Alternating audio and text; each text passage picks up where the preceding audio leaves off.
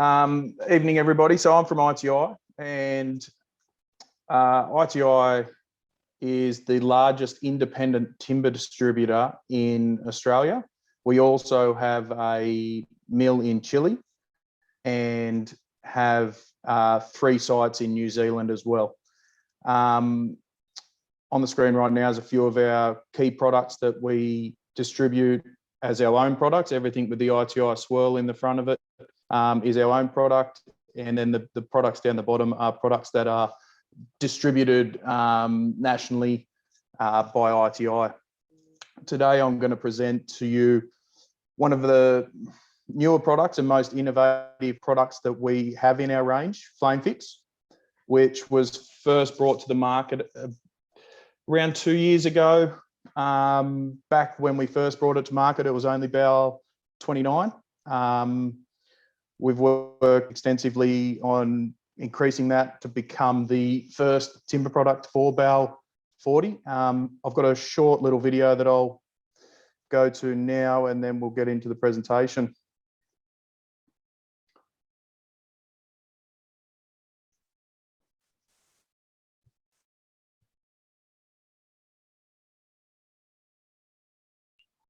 Is there any audio with that, Dane? There should be. Give me 1 second. Let me go. What's going on? Sorry about that.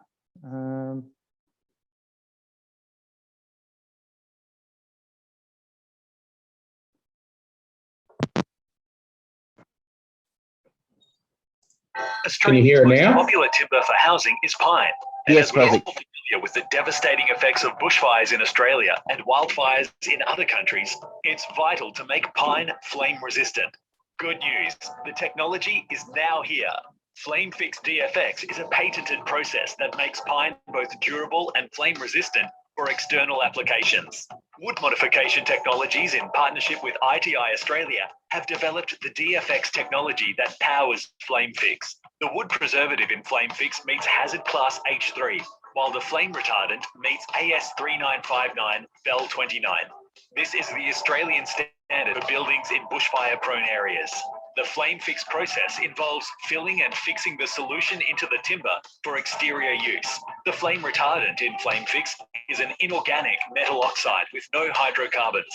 On combustion, FLAMEfixx reverts to its original inorganic benign form, so there are no environmental issues with emissions or residual ash. Smoke inhalation is the leading cause of fire-related death, so reducing or eliminating smoke is a vital factor in determining human safety. FLAMEfixxdfx has been independently tested and approved by brands in accordance with the relevant and required standards. For further information, check out our test reports and certificates on our website. FLAMEfixxdfx meets the health and safety requirements for both its approved wood preservative and its flame retardant. Plus, it's safe for use in high contact surface areas like playgrounds, decking, and patios, and has a 25-year product performance warranty against fungal decay and insect attacks. Now let's touch on why pine is the most suitable species for FLAMEfixx. As a fast-growing sustainable timber, it absorbs atmospheric carbon dioxide faster than other tree species. This means the wood preservative and flame retardant solutions are readily impregnated into the timber. Pine is also widely grown in Australia and New Zealand, meaning we're supporting local wood processing and manufacturing. Finally, with its variety of structural and non-structural uses, including screening and decking, subfloor bearers and joists, with more products to follow, pine is found in varying applications and environments requiring a superior treatment. FLAMEfixx is a patented timber technology developed in Australasia for areas where bushfires and wildfires threaten life and habitation. And our products are marketed and distributed nationwide by ITI Proprietary Australia.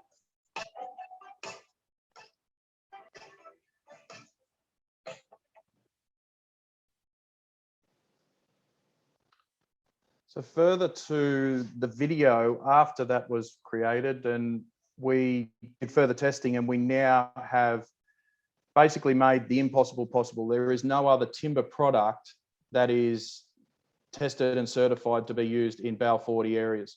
So we have completed testing for our subframe, which is bearers, joists, and passed around 6 months ago. The big thing with FLAMEfixx is the dFx technology, which is globally painted a process technology that combines basically durability, which is nothing special to timber. This is something that has been around for years. H3 treated timber is something that we haven't recreated anything here. The part where we've added is flame retardant, the dFx. Basically, our treatment for H3 comes from Koppers, which is a globally recognised company supplying most timber mills around the world with H3, H4, H5 treatments. The flame retardant is by IXOM Global. It's an inorganic metal oxide, no carbon or hydrocarbon present. So smoke generation is very, very low. The big things that FLAMEfixx offers, as just mentioned before, is smoke development into index of 1 and spread of flame of 0, which for a timber is amazing to achieve. As mentioned, also we've extensively tested the product to a wide range of Australian standards. The key one being AS3959. We tested that for BAL29, passed with all of our products, and now we've got BAL40 as well. Big benefits over other BAL products or BAL options. In BAL29, when that's all we had, it's lighter than the 7 species of hardwood that can be used in BAL29. It's also a lot easier to work with. I'm actually a carpenter by trade, and using a softwood like pine, which is readily what carpenters use for framing and everything, over using a hardwood, it's chalk and cheese. It's so much easier to work with. It's lighter. You're not pre-drilling and screwing everything, so you can use your nail gun to shoot all your framing together, put all your triple grips on later. Whereas if you're using a hardwood, you've got to pre-drill and screw everything. Longer lengths are readily available compared to your hardwoods. Hardwoods now are just getting so hard to get set lengths at long lengths. We distribute a lot of hardwood, obviously decking, posts, and just everything is so light on the longer lengths up to your 6.0s, whereas with FLAMEfixx, we stock from 3.6 up to 6.0. It's also around 30% cheaper than hardwoods of the same section size for your BAL rated areas. A lot of people do ask when comparing price, they go, how does it compare with normal treated pine H3? You're kind of not comparing an apple with an apple. So one, obviously H3, it's just a standard softwood timber, whereas FLAMEfixx, we can use it in BAL rated areas. So that's why when we did our price comparisons, we worked on timbers that can be used in BAL rated areas. And then differences or options over the BAL40 is better for the environment. FLAMEfixx is made from a renewable source, unlike steel. No need for, when on the job site, there's no need to bring in other trades. When using massive steel beams, they're normally connected to steel posts. You have to then obviously bring in a welder. And probably the last key point is there's no other timber option for BAL40 applications. Currently, the ranges that we have released are screening in BAL29, decking in BAL29, and these come random lengths, heavy 4/8 in the packs. And then we've got our structural, which on ground currently we have BAL29 and BAL40. There's no difference in the treatment or how the timber was milled. The difference is, as you can see on this slide, this is an image of the BAL29 timber. They're all ink jetted on the side. So the treatment never changed from when we tested for BAL29 to BAL40. But because all of the stock that we have on ground is ink jetted BAL29 every metre along the piece of timber, it's very hard for us to then go and sell that as a BAL40 timber. So we'll gradually clear all that BAL29 timber out, and the only stock that would be carried is going to be BAL40. Coatings of FLAMEfixx. So this is a little bit of a downfall that we are working on right now. Is the chemistry is very high in alkaline, and consequently, not every wood stain or paint coating is suitable for FLAMEfixx currently. The likes of penetrating oils, Q-Tech, CD50 and Extreme are actually signed off by Q-Tech to use on the timber. The reason that these work is they penetrate into the timber and protect from the inside out, whereas a standard oil or paint coating sit on the outside. And the alkaline in the FX treatment that does play a little bit of a part in that. So we've been working very closely with Resine and Dulux. Dulux are very, very close. We're going through some accelerated weather tests at the moment that are looking really, really promising. And hopefully by the end of the year or before the end of the year, we will actually have a paint coating solution for FLAMEfixx, and that will allow us to then introduce a lot more products. Warranty, as mentioned in the little video, that we've got a 25-year, or the timber has a 25-year warranty. This is, as with all exterior framing timber, has to be installed to the Australian standards, and then a preservative must be then sprayed on the end. So like your Eco Seal or End Seal, sprayed to the ends of all cuts, notches, holes. Most carpenters do this already, but when this isn't done, it's very hard to claim any warranty claims. So good practices, obviously, to keep the standard installation of your subframes and all treated timber with the preservative spray and then coating them. Future products for FLAMEfixx, and these are probably the big ones when I get to closer to the bottom, and the ones that will excite building designers. But glulam posts and beams, obviously we can get bigger beams. Doing glulam a lot easier to get the timber, because obviously longer lengths eventually will become harder and harder to get in pine as well. We've done work with H4 and H5. Obviously, you know, these would be for posts in ground. Further BAL40 products. So decking, we're actually completing next week with Warrington Fire. Very, very confident that we will pass the decking.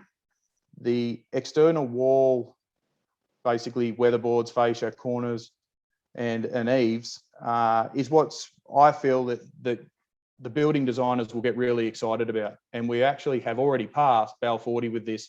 The image that you can see on the screen is after the BAL40 test. It's charted up quite nicely, but the only reason we haven't released this yet is because of the coating. As soon as we have a coating system, the cladding, your eaves linings, fascias, and window surrounds will all be released. These things would probably or will come pre-primed from the mill. So this would be something very similar to our design pine product, but in a fire rated, or sorry, a BAL rated product. Documentation. All of our documentation test reports can be found on the FLAMEfixx website. So we've got our test reports with brands which were up to BAL29, and then our BAL40 test report, which was done by Warrington Fire. We've got our MSDS technical product statement, which just helps with getting surveyors, certifiers. So basically gives them a rundown, a step-by-step of how this product complies with the Australian standards. And because I have had some problems with surveyors in Melbourne, actually, it's a lot harder down there. I think after like the Black Saturday or fires through there, that it's a lot stricter in Melbourne currently. So to get the right information to the surveyors, certifiers, councils, That's something that we're concentrating on very highly.